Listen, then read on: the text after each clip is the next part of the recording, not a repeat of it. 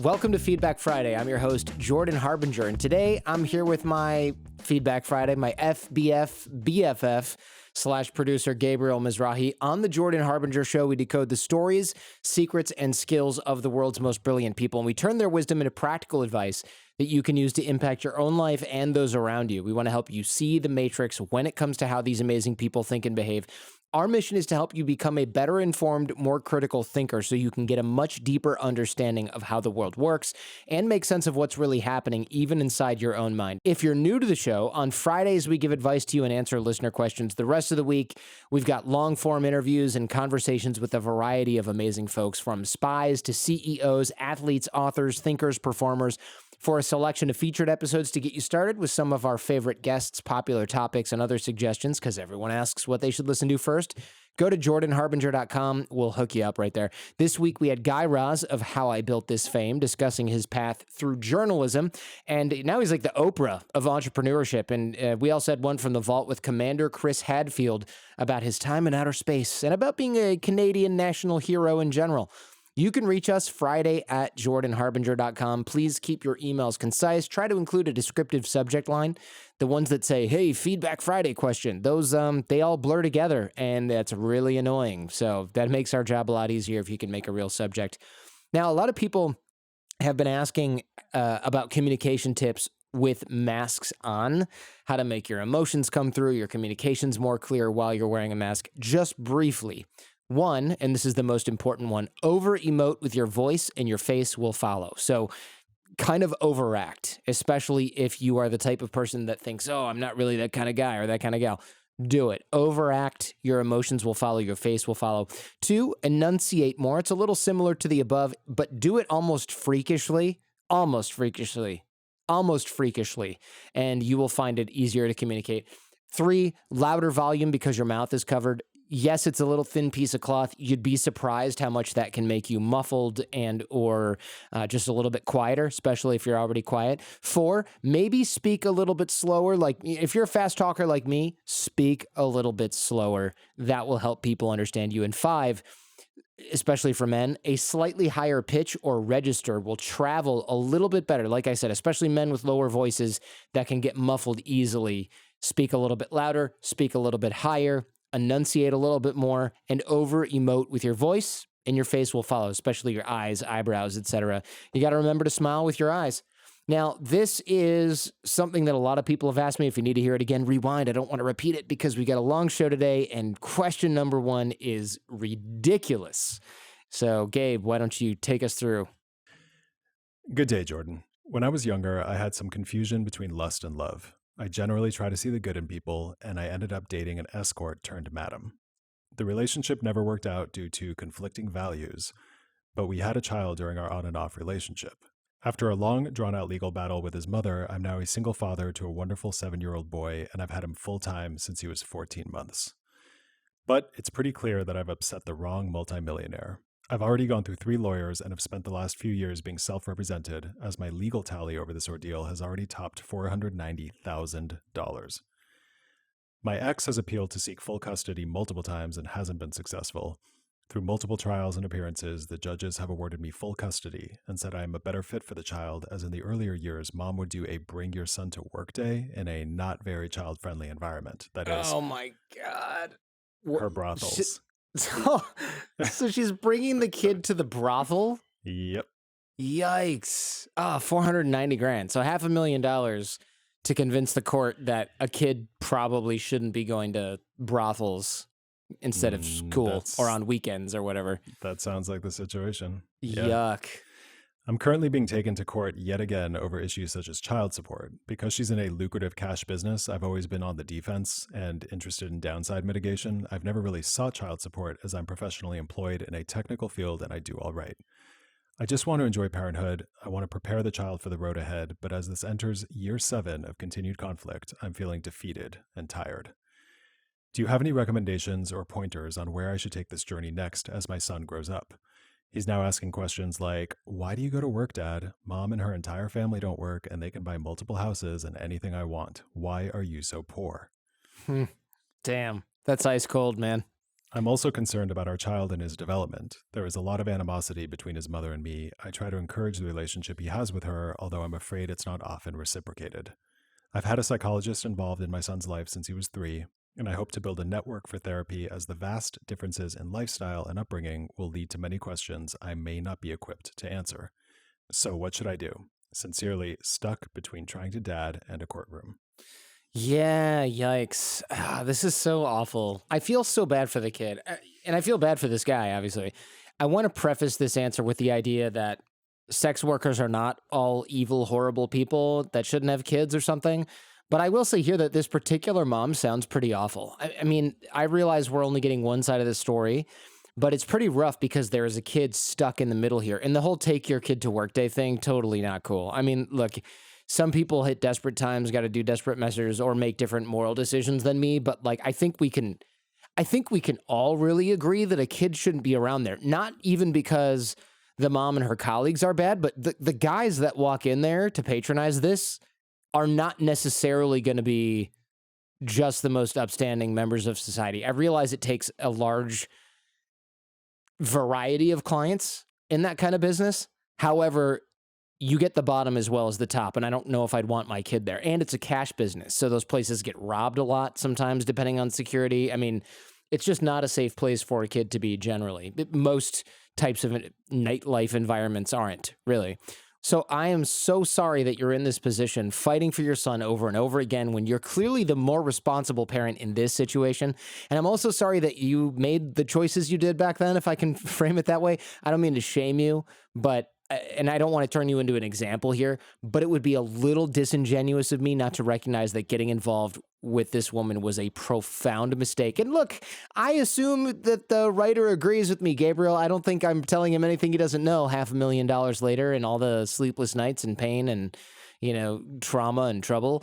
And if anyone listening to this is dating somebody seriously questionable, please use your instincts and your better judgment. Once you have a child with someone like this, you're tied to them for a minimum of 18 years, but really forever, and could very well end up in serious legal trouble or in battles that take over your entire life. It's really hard to imagine until you hear a story like this. And again, I say that not because of the nature of this woman's work, but because of the way she's exposed her son to it from just obviously way too early of an age, the way she's used considerable resources to take him away from his dad, even when the courts have decided that he's the more fit parent. And I get it. I'd probably do the same thing, but let's be real here. She's using money on which she's not being taxed because her business is illegal. We obviously omitted some info here, but for obvious reasons. But let's just say this is not in one of the limited jurisdictions where prostitution is a legal and regulated profession, okay? That said, you have emerged from this situation with a wonderful kid, and I can tell you really love him. He's very lucky to have you as a dad. Honestly, you sound like a dedicated and thoughtful father. You're trying your best to minimize the damage this situation has caused, and I commend you for that. The truth is, though, there's no easy answer to your question about what to do next. You're going to have to weather the storm for a while, keep your sanity, take care of yourself, make sure you're working out and getting sun and all that stuff, take care of your money as best as you can, protect your son from the worst of it, because he really needs you right now. You're his best shot. You are his only grounding to kind of normal people land, normal people life. I'm glad that you're fighting for him, and he will eventually be as well. The best thing you can do is focus on being a good dad to your son. He's going to have a better life if he has two parents who love him and treat him well and meet his emotional needs than if his parents are fighting all the time. And I know you can't control the way that his mom behaves, but you can control the way that you behave. You got to create a home that's loving, that's open, that's peaceful, make him feel safe in your company. Don't go out of your way to disparage his mom, which must be really hard not to do. I would be so tempted, and it would be perfectly understandable, but it won't make the situation better.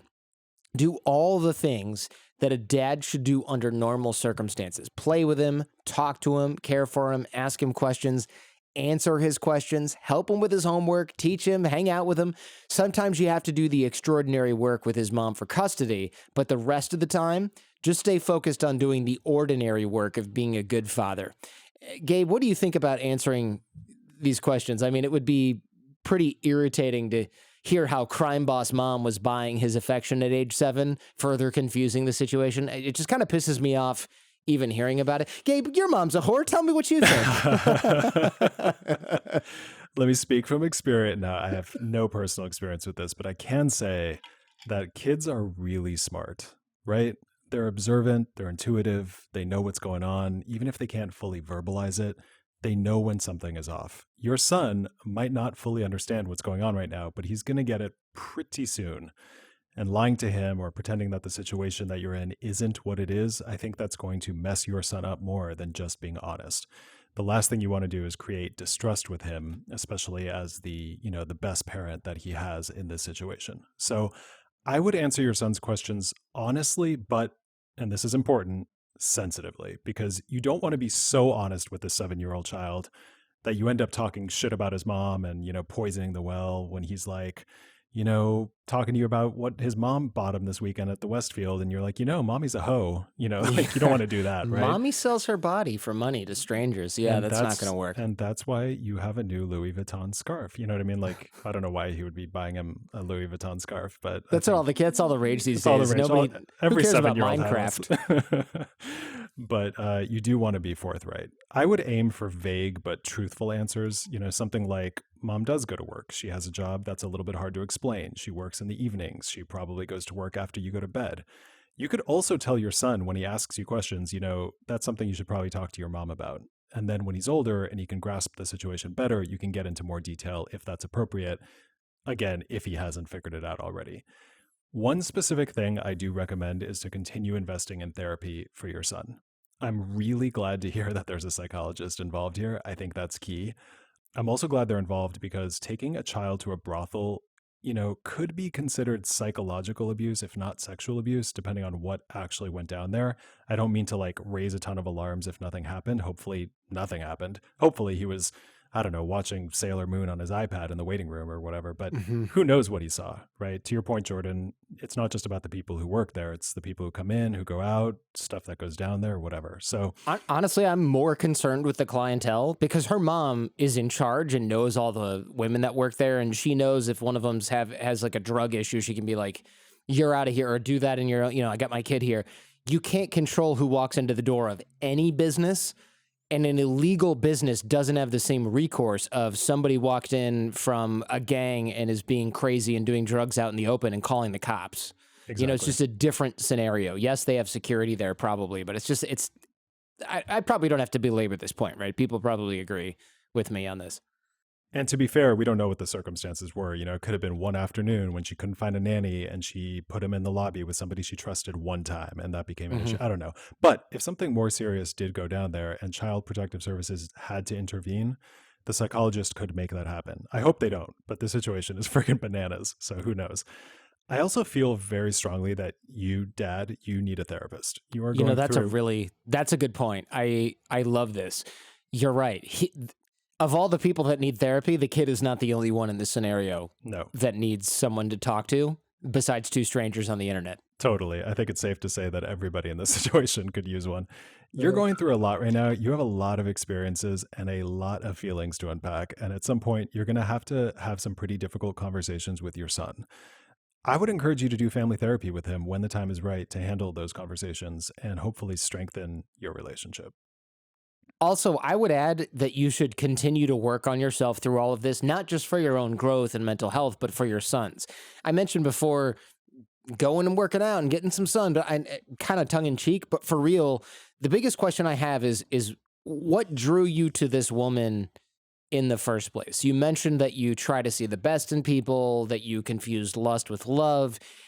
I think it's great you see the best in people, but I do wonder if you aren't seeing reality as it is, but some version of reality. And I'm not going on full info here, so take it with a grain of salt. Take it for what it's worth. I don't know you, but you might be idealizing people, especially women, or choosing to only see the qualities you really want to see, or almost, instead of seeing the good in everyone, only seeing the good in everyone and sort of throwing everything else out. Seeing the best in people can be a virtue, sure, and you're probably a super nice guy. I feel like everyone deserves a friend like you. But in the extreme, it can be a form of blindness, and it can be a very dangerous blindness that led you into the situation that you are in right now. you should work on this because I know you're sort of saying, well, I'm never going to date again. To hell with it. It's been too much trouble. You could pass this on to your son. You could pass this on to your little boy. You want him to be able to see the good and the bad in people. You want him to be able to hold space for the considerable gray area that exists in life. One day he'll be dating and choosing a partner. You better believe that the template that he inherits from you is going to play a huge role in those decisions. And at the end of the day, you cannot control what mom does or what she says or how she interacts with him. And I know that that's frustrating. I'm frustrated for you, but it's true. What you can control is what you do for your son. Be your best self. Work through all your own stuff. Be there for him. Work through your trauma. Work through your issues. That's what's going to make you a good parent who doesn't pass on, I don't know, this is a bit of an overstep, but generational trauma, right, to your son. That's your job right now. Fix that. Plug the hole in the hull, right, so that it doesn't end up with the next generation. That, and make sure that the next woman you date is very different than what you ended up with in the first place. All right, Gabe, what's next? Hey guys, I've worked in professional services for almost 20 years. In that time, I've grown as a person and developed my personal and professional skills largely with the help of your show. In fact, I've moved from Ireland to Australia to challenge myself to build my life, my network, my way of living, and my career down under. One of my goals is to become a CFO or a CEO over the next 5 to 10 years. Yesterday, I put a 2-year plan together broken down into 6-month slots, focusing on 3 areas: permanent residency, financial independence, and skills and experience. Under skills and experience, I put a line around a secondment role as a CFO to really live the position and get some experience. Wait a second. What's secondment? I know this from corporate time, but I know that most people don't know what that is. I believe that secondment means doing kind of like second duty or collateral duty, like a part-time professional position alongside your existing duties. Yeah, I think it varies. Like as a lawyer, what it meant was, let's say that I'm working at a law firm and Visa is our major client and I'm running the client. My firm will send me to Visa to work in-house with them, even though I actually kind of work for the firm. Yes. But I'm not exactly sure how this works, but I think I'm actually a Visa employee. But then after the contract ends, I just go back to my law firm and work there. And it sort of serves to enhance the relationship. So a lot of people don't really, it's kind of, think of it as a foreign exchange. You're like an exchange student, only it's a job. I like that. Corporate exchange student. Exactly. I think that's kind of what it is. Yeah. So he puts a line around that. This is really important to him. He wants to be a CFO. Then today, I got an email from 2 partners who thought I would be a great fit as a group CFO for a multi-billion-dollar organization. My first thought was how coincidental this was, followed by an immediate thought of overwhelm and dread that I am not the right person, I am not capable, and I could never do this. I've worked with a lot of small, medium, and large organizations, but never at this scale or in such a senior role, which I would need to fill for 12 months. While this is a huge opportunity, I don't really see myself being capable, which goes against most of my work, my personality, my growth mindset. So what advice would you give if you were in this opportunity? How can I figure out why I'm thinking like this and how to work with it or work around it, particularly given that this is not normally me? I really appreciate your advice on this first world problem. Love your work and all you do. Yours, overwhelmed and underqualified. Well, good old imposter syndrome. First of all, congratulations. You're taking your career seriously. And it sounds like you're being super disciplined, super focused. You're taking big risks that are calculated, and now they're paying off in a major way. So you should be really proud of yourself. I'm excited for you. I think there are a few things going on here. So let's try and pick each one of these apart just a little bit. The first thing is that you are definitely wrestling with some healthy imposterism and some not so healthy imposter syndrome. You've invested a ton in yourself, you've grown a lot, but now you're considering a role that's going to be a little bit of a leap for you. And I don't mean that in an unrealistic way, I just mean a big jump. And that highlights the places you still need to grow. And by the way, this is totally normal. This is supposed to happen. This is the part that's healthy imposterism. In other words, the places where you really are a little bit of an imposter, and wait for it, I'm going to qualify that. You just need to level up in order to perform. It doesn't mean that you can't do it. It just means you need to be able to get to that next level. Your fingers are just touching that brass ring, right? This is a good thing. This kind of imposterism This visits anybody who is ambitious because you're always reaching beyond your current capabilities, knowing that you can pull yourself up to the next level by getting to that position and getting the resources and getting the training and then making yourself at home there. Where imposter syndrome kicks in is when you feel like a complete and utter fraud. You don't belong there at all. You can't imagine yourself in any situation deserving the opportunities that are coming your way. And when you feel like it's just a matter of time, they're going to find you out and they're going to laugh at you as you run out the door with, your picture frame in one hand and like your plant in the other hand. That's the only thing you can carry out of the office, right? As you're laughed out of the building. In a nutshell, imposter syndrome develops when you fail to internalize all of the awesome accomplishments up until now. So you start working really hard to hide the vulnerability that's beneath those accomplishments. In other words, the more raw person inside the high performer who knows that he still has things to learn, still has places to grow, still has skills to master, which if you can't already tell is literally every single person with big goals. So it's like Gabe, what am I looking for? It's like there's like a cognitive gap, right, with imposter syndrome where you think, uh-oh, I'm a fraud, I don't deserve this. So you start, it's not fake it till you make it. You start just being like, oh yeah, I totally deserve all this. But inside you're just freaking terrified, right? Whereas imposterism is like, I'm almost there. I just need to work on my communication and I need to get good at these software programs. And then I've got to work on skilling up in these 3 areas and I should be fine. Imposter syndrome is when you're like, holy crap, this is all going to crumble. Am I right? Am I on the right track here? 100%. It's when that false self starts to develop to protect the more vulnerable self that's really inside. Yep. So the scary thing about imposter syndrome is that it can actually hold you back from pursuing things that you 100% would be great for. So this incredible opportunity to work as the CFO of a multi-billion-dollar company, I don't want you to feel bad about this opportunity at all. So here's what I recommend. 1, own your experience, own your expertise, own your talent. Don't discount those. Write those things down. I don't care if you have to get out a journal and diary or whatever. Talk about them with friends. Talk about them with family. Talk about them with trusted colleagues. Start to see these accomplishments as your own, as things you've done that have prepared you for this moment, right? It almost reminds me of those movies where it's like, but I can't do this. And it's like everything, like the voice in the cave, right? From Superman, like everything you've done so far has prepared you for this day. 2, notice when you're hiding the parts of you that are still in need of development. And this could be knowledge, skills, emotional intelligence. Hell, it could be mental health, relationships, connections, really anything.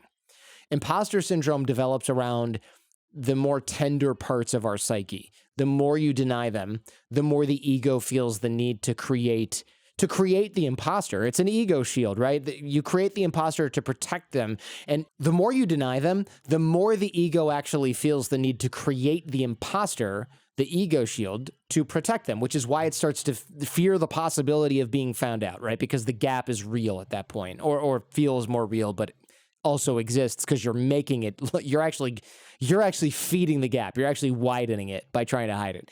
That doesn't mean you need to go around highlighting these parts to everyone all the time. It just means that acknowledging these aspects of yourself to yourself and putting in the work to grow them rather than trying to figure out clever ways to hide them. And you're not alone with this. I feel like this was a Wall Street staple, imposter syndrome. And that's one reason why a lot of the people there are kind of insufferable, because you have to be like, yeah, I know everything and I'm so awesome. And, I stay up all night trying to outwork everyone. And, I'm pulling the wool. I've got everybody fooled. I'm the smartest guy in the room. There's a lot of that on Wall Street and in corporate positions generally. 3rd, invest in the areas in which you find a little bit of weakness. And hell, invest in pretty much everything, but especially the areas that you need to build up. Figure out which skills you need to hone as the CFO. Build relationships with the people who are going to help you succeed. Colleagues, friends, coaches, counselors, other CFOs. Put together a learning plan, the books you need to read, the courses you need to take, if any, the interviews you're going to need to read or listen to. In other words, develop a mini CFO crash course for yourself in preparation. And I think you can get some of those clues by asking other CFOs as well. This is how you're going to bridge the healthy imposterism, by honestly recognizing the places you really are a quote unquote fraud. And I'm smiling as I say this if you're not watching us on YouTube, and then doing the work to become an expert in those areas and shore up those weaknesses. And finally, go into this interview with all of those parts of you. You can be the smart, ambitious, experienced guy who's gotten to this point, and you can be the guy who's got some serious work to do to rise to the occasion. That's how you short circuit imposter syndrome. Show up with both halves of you rather than clinging to the one that feels safe. And spoiler alert, the people interviewing you are going to respond much more strongly to the person who comes across as vulnerable and authentic. And I'm so sorry for using those words. I kind of hate them, but in this case, they are actually true. Do that, show up as that, rather than the person who's working really hard to come across as perfect and hide everything else. Because bear in mind, for a lot of interviews, they're looking, is it Gabriel? What is that thing? It's like the not the airplane rule, the airline lounge rule among consultants. Sure. Yeah, I remember that. What am I talking about right now? Tell me about this. You're talking about that quality people look for, like, yeah, is he smart? Is he ambitious? Is he talented? But would I actually want to hang out with him in an airport if we were stuck on a layover or something like that? Yeah. It's like, would I want to be stuck with this person in an airline lounge for 12 hours or in a motel for a month, as consultants are routinely stuck. So they're not looking for perfection, because a person who's trying to portray perfection is going to be the absolute worst, most annoying person that you're going to want to stab with your sharpened toothbrush at 4 o'clock in the morning if you're stuck with them for any length of time. They're going to want the person who comes in and says, yeah, I've got this, but like, do I know everything? No, I've got a lot of work to do. They want to see somebody who's a reflection of themselves and on equal footing, not somebody who's trying to pretend that they're you-know-what don't stink, because those people are terrible. We did a deep dive on this, episode 127, and we did an article on this, which I'll link in the show notes to this episode, or you can just find it by searching the site. It's actually called How to Stop Feeling Like an Imposter. I gotta say, I love how you're open and self-aware about this. That's actually going to be your greatest asset, I think. So good luck on the interview. All right, Gabe, what's next? Hey, Jays. My mother-in-law is one of the few reasons my husband and I fight. Ever since my husband's parents got divorced, they have struggled with family balance. My mother-in-law constantly gets jealous if we spend too much time with my family, and even guilt trips my husband if she doesn't hear from him regularly. Recently, she's insisted that he call her back specifically when I'm not around, just to invite my husband over alone. Both of our families are equally important to us. My family is simply closer in distance and as a whole. What can I do to make her realize that my family's closeness is not a crime? Sincerely, fed up and family-oriented. Mothers-in-law, you can't live with them, and you can't live with them. Yeah, unless you get really lucky, which I hear happens sometimes. It's actually, in my case, it did. I know not everyone's that lucky. My mother-in-law is great. They come over pretty much every day. They often bring dinner. They sometimes want to give Jaden a bath or just want to hang out, or they're like, I'll come out of the studio and it'll be like, oh, careful, I'm mopping the floor. I mean, I love it. It's great. We're all kind of tight. But it sounds like your mother-in-law has some issues of her own to work out. She's probably, look, I feel a little bad, right? She's probably still reeling from her divorce. Being alone at that age is not fun. Struggling to stay connected to her changing family, and clearly jealous of her son / envious of you, the person she thinks is taking her son away. I mean, I don't get it. Maybe I will when Jaden gets older, but you did want your son to get married someday, right? Like, what did you think was going to happen? Like, I just don't really understand that. It is unfair. It's dysfunctional, but it is it is what it is. So first, maybe the direct approach, Gabe, I'm going to throw this to you in a bit, but I would consider discussing this openly with your mother-in-law. You could call her on the phone. You could take her out to lunch and just have an open conversation. Tell her that, look, you love her son. You're so grateful for the awesome family that she created, and you want her to be a part of your very busy lives. And then tell her that you can't help but notice that she has a very strong reaction when you spend time with your family, and ask her why. Let her tell you her experience in her own words and mirror that experience back to her. Listen to her, Make her feel understood before you try to change the way that she thinks, and that will go a very long way. If she cops to the jealousy, which is great, I mean, props to her if she does that, help her process it. Maybe you can reassure her that you're not trying to take away her son. Maybe you can point out that you can spend time with her and with your family, and that there's plenty of love to go around. And you don't want to feel like there's a price to pay for spending time with your own family. There really shouldn't be. That's a little bit weird. I think she just kind of feels left out.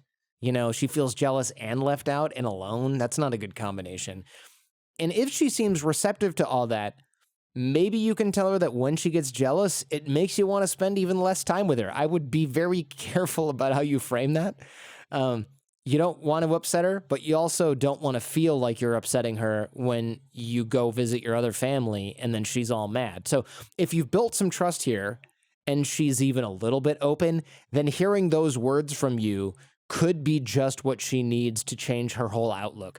She might not even realize how damaging her jealousy and her envy actually are. I think most people don't. And by the way, this conversation probably going to be most effective and safe with your husband there. I mean, he's her son after all. Maybe she'll be more willing to acknowledge the truth if she hears it from both of you, if he doesn't wimp out in the moment, which is totally possible. That's up to you, though. Maybe talking privately, woman to woman, will actually make her more receptive. It just depends on what kind of person she is. You're going to have to make that call. Whatever you do, talk about it with your husband first. You do not want him to undermine you 5 minutes after you leave and, you know, your mother-in-law calls him and says, "You will never believe this." And he's like, "What? I can't believe it." You know, you don't want that to happen. Come up with a plan together, get on the same page, and find a way for you both to help your mother-in-law move past this. Gabe, what about the other side of this? You know, it's interesting. When my parents got married, my mom had some pretty serious issues with her mother-in-law. From what I understand, she was super possessive. She was kind of demanding. She was sometimes even kind of rude to everyone in the house. I don't know. I was a kid. I don't even know if I was there yet. But at a certain point, my mom just kind of had to draw a line and accept that she couldn't change her mother-in-law. And now, 20 years later, 20 years after my parents got divorced, they are super close friends. And she's more of a mom to my mom than my mom's own mom. So I just throw that out there to say that there's definitely hope for people to evolve. I like Jordan's direct approach a lot. I think it's definitely worth a shot. It might actually be the right solution. But the other option here is to not try to resolve this at all and just accept that your mother-in-law might just be unhappy for a long while, maybe forever. And that might actually be the best move if she seems absolutely unwilling to talk about any of this. But that's why I do think it's important to at least try to have the conversation first, just so you know for sure. If she won't change, then you might just have to draw that boundary and accept that she'll always be upset. That's on her. It's not on you. I know it's hard. I know she's in your lives. She's competing, frankly, with you for your husband's attention, which is problematic and pretty messy. But so much of life is about, you know, accepting other people's dysfunction, drawing a line and going, you know, that's a you thing. And I'm sorry that's how you want to be, but I'm just going to have to keep hanging out with my awesome family. And if you come around, you come around. And when you do, we'll all be happy to have you join us. Ultimately, she's the one who's going to be losing out, which is really too bad. The part of this conflict that is between your husband and his mother, though, that's a little bit more complicated. You say that she guilt trips him if she doesn't hear from him regularly. That's an example of a problem that exists between him and her, even if it affects you. So if you were to bring that up in your conversation with her, it might be dipping into business that isn't entirely yours. So I would leave a little bit of room, or maybe a lot of room. I would leave room for your husband to do the work that is his. You don't have to solve everybody's business all at once. That said, if her relationship with her son comes up organically in that conversation, it could be a really good opportunity to help her work through that as well. You could say something like, you know, I noticed that you get mad when you don't hear from your son a lot, but I think maybe he isn't calling you as much lately because he thinks that you're going to get angry at him for spending time with my family. So do you see how that might make him want to call you a little bit less? You know, asking questions like that is a good way to help her see the problem without you having to be too antagonistic. I do have a book recommendation. I just happened to be reading this book. It's called Silently Seduced: When Parents Make Their Children Partners. I'm assuming a few things. I don't know the full story. Creepy. It is a little icky, and that's kind of the point of the whole book. It's not about actual, you know, romantic relationships between parents and children, although we all know that that happens. It's actually about something more subtle when parents start to partner with their children emotionally in ways that the parent and the child don't even realize. It's like that emotionally enmeshed concept, right? Yes. Is that what that is? Yes. I've heard of that. That would be one example of a larger, template that this book is talking about. Again, I'm not saying that this is what's going on with your husband and his mom, but it does sound like the two of them have a complicated relationship, and there are probably a few layers there that they need to work through themselves. So if the book helps him or you figure that out a little bit better, then just wanted to share that. Jordan, you're super close with your in-laws. You happen to have a great mother-in-law, but do your parents ever get jelly about the time you spend with them? If they do, I don't know anything about it. I mean, my parents live in Michigan and Jen's parents live like 15 minutes away. So I see, as I mentioned earlier, I see Jen's parents like every day. Mm-hmm. And her dad comes over in the morning to take care of Jaden while I do Chinese lessons and do some work. Her mom comes over in the evening, usually also with dad. We have dinner multiple times per week. I think the secret for us, so my parents don't get jealous. And if, like I said, if they do, they don't say anything. My parents are pretty reasonable. It would be weird if they were like, "Well, you see them more than us." It's like, well, you live 1,000 miles away or 2,000 miles away, and they live 12 miles away, like, right. or 5 miles away, or whatever it is. That does simplify that. Yeah, it just doesn't make any sense. The other thing is, my mom grew up with kind of crazy parents, and my mom realized they were crazy early and was like, "I'm not going to be like that." And my dad's kind of the same. So he gets along, they get along well with them. And I think they also realize that the jealousy wouldn't do anything because it's a logistics thing that we can't see them as often. And we call them all the time and we send photos every day. And Jen, actually, this is pretty slick. She texts my mom and dad photos of Jaden multiple times per day. Oh, wow. So they can't really get upset about anything. Yeah, they're about as included as they could be. They are more included than any parent who lives anywhere. You could live next door and not get that many photos of the kid. Right. So it's pretty slick. I think it's a pretty good strategy. And I know she's deliberate with it. She's close with her family as is obvious here. And she's always like, call your parents. And then she'll call on her phone. So my parents love her and she does a really good job with it. I think they would get jealous if it was like, let's go on a trip with my parents. Oh, your parents can't come. That would be, then my parents would be like, what the hell's going on here? But Jen does a really good job of managing this. I'm oblivious, as one might expect, but Jen does a really good job with that. So this sounds a little extra, though. This is like daughter-in-law's doing whatever is possible and mother-in-law's trying to kind of like be sneaky. Call her back when I'm not there, or call me back when she's not there, that kind of stuff, the drama stuff. Yeah, this one's much trickier than other families. And the sad thing is that the mother-in-law is really getting in her own way, because the more she does this, the less they want to hang out with her. So that's why I'm hoping that they can resolve it, because if they can, then everybody wins. Indeed. All right, what's next? Hey, Jordan team. I've been managing creatives for 3 years without many issues, but as I have moved into a bigger role, my direct reports have also become more senior.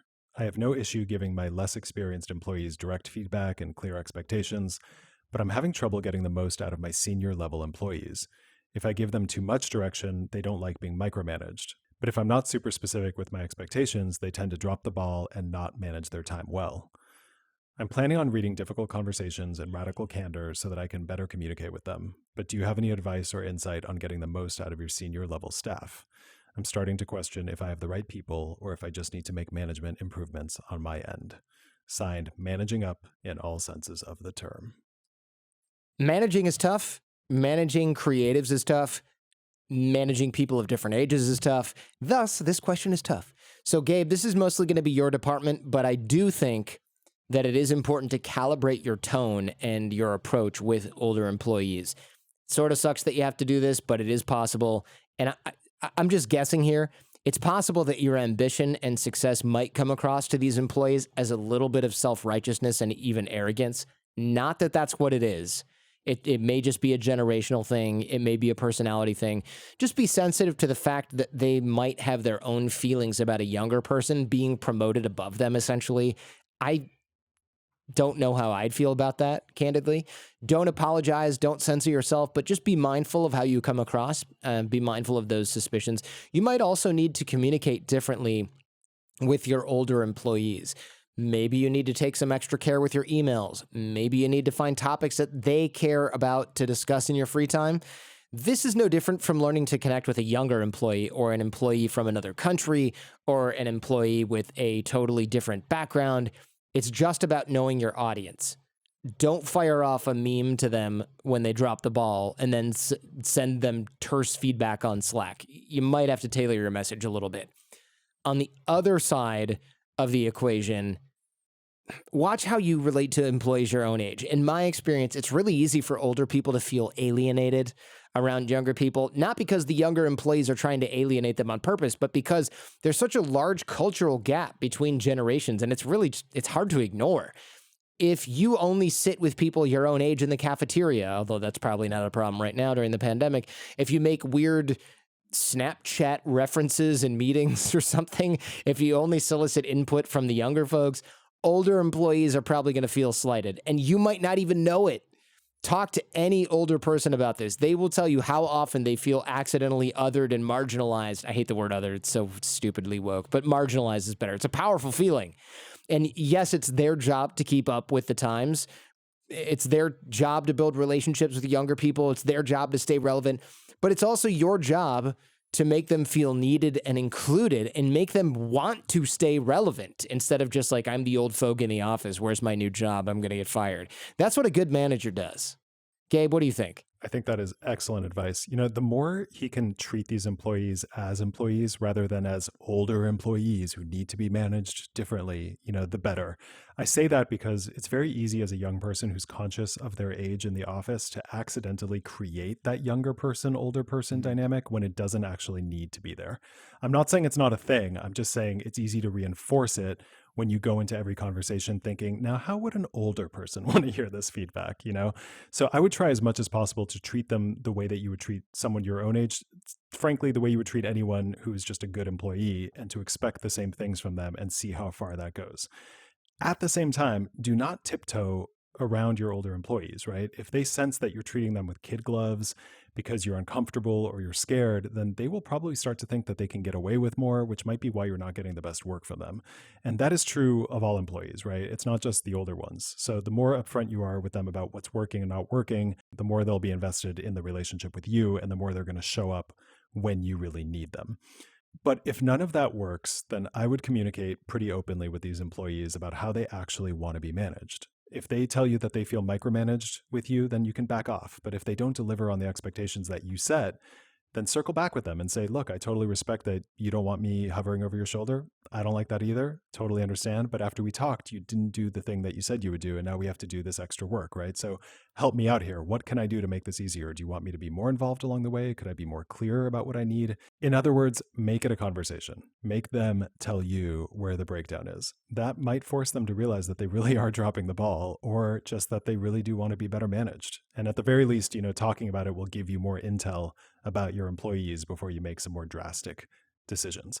If you really give it a shot with these folks and you're still not getting what you need from them, then I think it might be time to make some changes. But I would not write off your older employees just because they're older or just because you think you're too young to manage them. It's not fair, right? And it's potentially a huge missed opportunity for all of you. So I say dig into it and find out what's possible. All right, Gabe, last but not least. Hey, Jordan team. I was recently approached by somebody on LinkedIn after we attended a webinar for sales professionals. After connecting with the person via LinkedIn, we had some brief introductory messages and everything seemed fine. At one point, after saying what his day job was, he also included, apart from that, I'm also an entrepreneur through coaching from a private mentorship group. Cringe.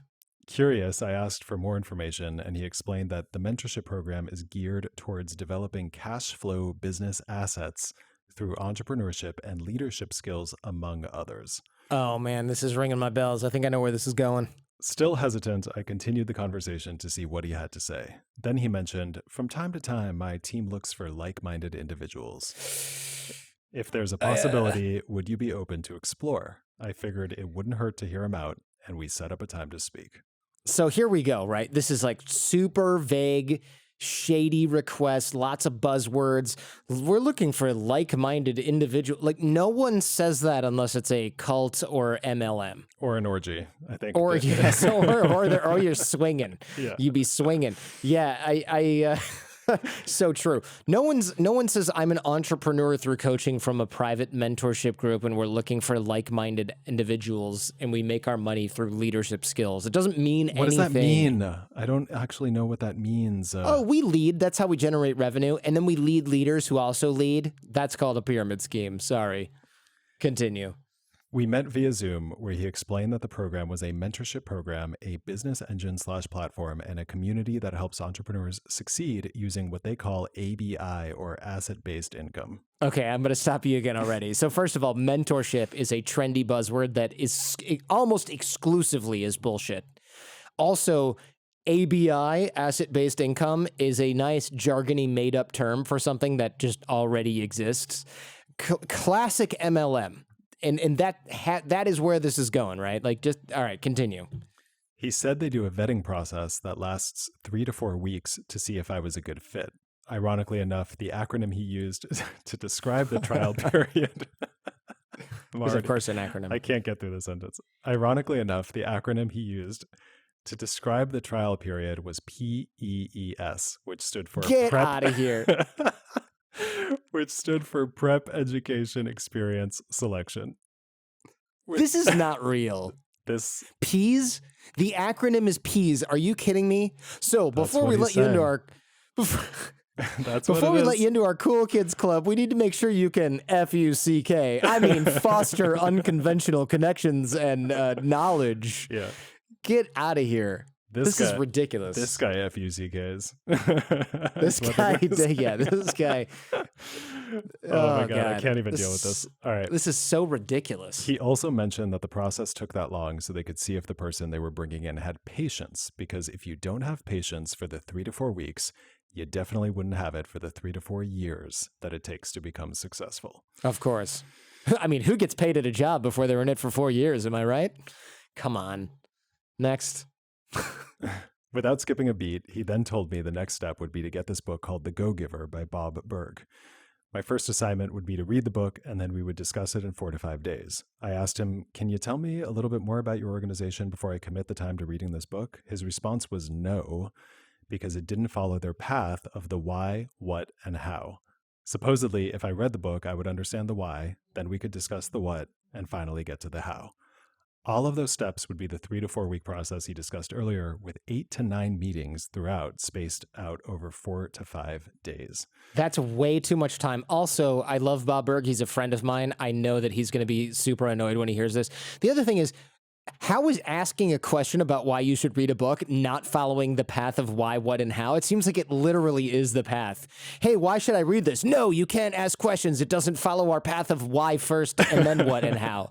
What are you talking about? Of course it does. It literally is that. They're like, yeah, you have to follow the path of why. Okay, why? No, not that why. No, not yet, though. Different not why. Yet. Different why. You have to follow my why. Still, oh, my God. Still not fully invested, but figuring I didn't have much to lose, I reluctantly said yes. He asked that after I finish each chapter, I write a sentence or two so we could discuss it. Great, now he's getting homework. That's cool. Homework, It's like a 36-year-old guy doing homework for a stranger on the internet. No, they're friends. They met on a LinkedIn webinar. True. My apologies. They're close. You're right. We then scheduled time for a follow-up call. This all seemed a little odd. Yeah. So I wanted to see if you had heard about this program and if it's legitimate or not. Let me stop you right there. It's not legitimate. Thank you for your input. The Go-Giver or the Go-Grifter? Another episode, another scammy self-development scheme. This one might take the cake for the most vague and the least useful. First of all, P's, 3 to 4 weeks, 8 to 9 meetings, homework, patience. I just can't right now with these people. First of all, I know Bob Burg, like I said before. I'm pretty sure he's going to be super pissed if he knows his book is being used in some crappy MLM companies to dupe people into their predatory schemes. I haven't heard about this program that we didn't name, but it does not even matter. You are not going to find a shred of deep or lasting importance here. Certainly not anything that you can't learn on your own. The fact that he's putting you through the ringer, the reason it's like, 8 to 9 meetings, you got to do this, you got to do that, 3 to 4 weeks, then telling you to your face that it's part of a game to test your patience, that is all you need to know. Screw that noise, man. Read the book. It seems interesting. It's got some legit endorsements. See if you can take anything away from it. I've read The Go-Giver. Bob Berg's been on the show. Like I said, I like him. The concepts are solid. Has nothing to do with MLM. Whatever this guy is selling you, you just don't need. This whole set of hoops he's making you jump through, it's a sales funnel. It's in dating, it's called playing hard to get. In business, it's called sales, namely getting people with low self-esteem or those that are desperate, which is the MLM company's target market always, to do some stuff, to commit, to comply, jump through hoops. I'm actually more interested in why you engaged as long as you did. It seems like you should have been like, at first glance, just like, nah. I'm not trying to call you out here. I'm genuinely interested. I think a lot of people in your shoes would do the same thing. And that's why this stuff bothers me. Not you bother me, but this stuff, what the companies do, bothers me. At every step in this process, you gave this guy room to dig his claws in a little deeper. You said, I figured it wouldn't hurt to hear him out. Still not fully invested, but figuring I didn't have much to lose, I reluctantly said yes, etc. I understand being willing to explore at the beginning. Fair enough. But when you started to realize things were off, you reluctantly kept engaging. Why? You can justify it by saying that you didn't have much to lose, but the truth is you do have a lot to lose. Your time, which is precious, but if he succeeded in roping you into some for-profit mentorship crap, society garbage that upsells you on books and events, all nonsense, you'd be losing your money, you'd be losing your time, you'd be losing your sanity too, and you'd be preying on your other relationships. I mean, that's what these companies do. And look, I know I'm kind of obsessed here. I told you guys I get letters from scam victims every single week. We did the deep dive on scams a couple weeks back. It was super important and people loved it. I recommend listening to that. Read our article on scams. We'll link it in the show notes. This is just one of dozens and dozens of these types of scams. And I'm obsessed with this because these are real and because annoying, scammy people like this really bug me. So watch your inbox, guys. Stay vigilant on LinkedIn. Trust your instincts. Protect your time. Protect your money. Protect your counsel. Know that you don't need asset-based income, or coaching from a private mentorship group run by a 27-year-old who joined the same MLM 8 months before you did. You don't need that to be successful. Most importantly, recognize the qualities in yourself. The desperation, the vanity, the hopelessness, the need for the win. I'm not saying you have all these. These are from our deep dive on scams and from our article. Hopelessness, desperation, vanity, and the need for the win. That is what makes you susceptible to invitations like this and scams like this. Definitely check out the article and the deep dive we just did on how to save yourself from a scam, save your loved ones from a scam. We'll link to those in the show notes. Gabe, I don't know if you have anything to add. If not, I'm going to close it out. Yeah, let's do it. I think you covered it all. That's just, man, I just love hearing those stories. They're so cringy, but they're like, you just remember how many scams and predators there are out there just like trolling LinkedIn for a few extra bucks. It's depressing. It's depressing because the person who's trapping you in this is also desperate or hopeless or vain and needs the win. Everyone here is a victim except for the person who founded the scheme and a few turds at the top. That's it. So it really is sad all around. Anyway, I hope you all enjoyed that. I want to thank everyone that wrote in this week. Go back and check out Guy Raz and Commander Chris Hadfield if you haven't yet. If you want to know how we managed to book all these great people and manage relationships, it's all about systems and tiny habits. Check out our 6-minute networking course. It's free on the Thinkific platform at jordanharbinger.com/course. Don't do it later. Do it now. Dig the well before you get thirsty. You don't need a credit card. You don't need anything. I'm not trying to sell you anything. All the stuff is free. I wish I knew this stuff 20 years ago. It's been crucial for my business, my personal life. Find it all at jordanharbinger.com/course. A link to the show notes for this episode are at jordanharbinger.com. A video for this interview or this Feedback Friday, that's on our YouTube channel at jordanharbinger.com/YouTube. Transcripts also in the show notes.